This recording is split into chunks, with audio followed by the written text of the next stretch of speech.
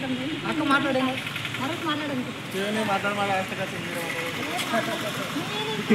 మాట్లాడుకుంటూ వస్తున్నా అన్న నేను కూడా మాట్లాడలేదు ఇప్పుడు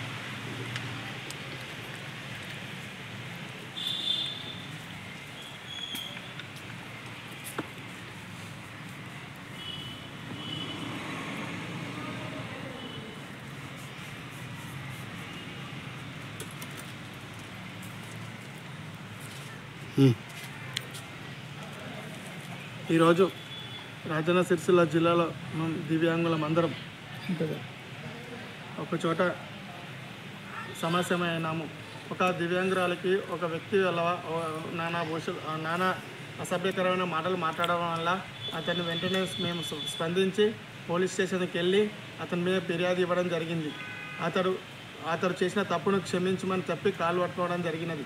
ఇలాంటి సంఘటన మరా ఏ దివ్యాంగురాలకి జరిగినా మేమందరం ఐక్యంగా ఉండి ఆ వ్యక్తికి ఆ దివ్యాంగురాలకి మేము ఉండి ముందు ఉండి మేము వికలాంగులందరం కలిసి ఐక్యంగా ఉండడం వల్ల మా వికలాంగులు ఎవరికైనా వికలాంగులను దూషిస్తే అబ్బా వీళ్ళది ఒక యూనిట్ ఉంటుంది, వీళ్ళందరూ కలిసికట్టుగా వస్తారు, వీళ్ళ జోలికి పోవద్దని ఒక భయం అనేది ఏర్పడడం జరుగుతుంది. కాబట్టి వికలాంగులందరూ ఐక్యంగా ఉంటే మన 2000 హక్కుల 16 చట్టం ప్రకారం మనకు సెక్షన్ 92 ప్రకారం ఒక వ్యక్తిని వికలాంగులను దూషించినప్పుడు నానా అసభ్య పదజాలం వాడినప్పుడు మాత్రం కంపల్సరీ 92 సెక్షన్ 2 ప్రకారం కేసు వేయడం జరుగుతుంది.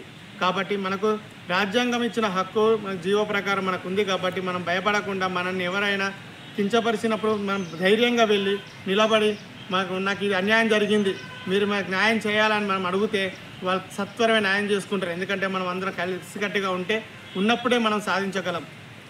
జై దివ్యాంగ్, జై దివ్యాంగ్.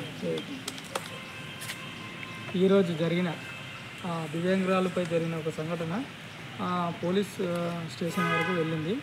దాన్ని పరిష్కరించడానికి మేమందరం మన రాజన్న సిరిసిల్ల జిల్లా దివ్యాంగులందరం కలిసి అక్కడికి వెళ్ళడం జరిగింది. ఆమెకు న్యాయం జరిగేలా అతడు ఎవరైతే ఆ సంఘటనకు కారకుడైండో ఆ కారకునిపై చర్య తీసుకోమని సిఐ గారికి మనవి చేయడం జరిగింది.